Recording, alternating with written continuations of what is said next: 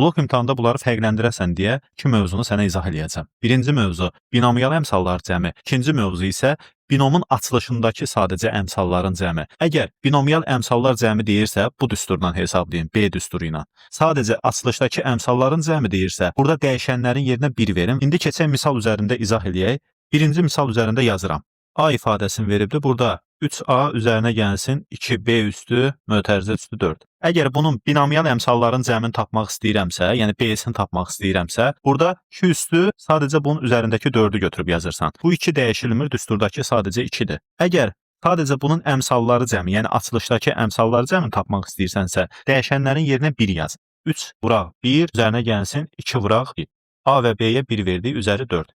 Bərabərdir. 5 üzəri 4 bərabərdir 625 eləyər. Bu açılışdakı əmsalların cəmi 625-dir.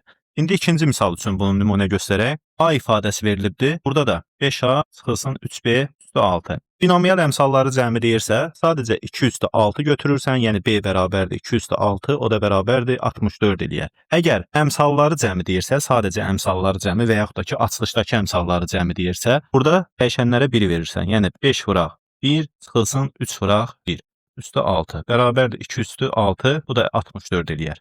Qısa olaraq yenidən izahını verim. Binomial sözü görəcəksənsə 2 üstü n düsturu ilə hesablayırsan, əmsalları cəmi və yaxud da ki, binomun açılışındakı əmsalları cəmi deyirsə, sadəcə dəyişənlərin yerinə 1 ver. Yəni, harada hərf görəcəksənsə yerinə 1 ver hesabla. Üçüncü nümunəni hesablayıb rəylərdə cavablarınızı qeyd edə bilərsiniz.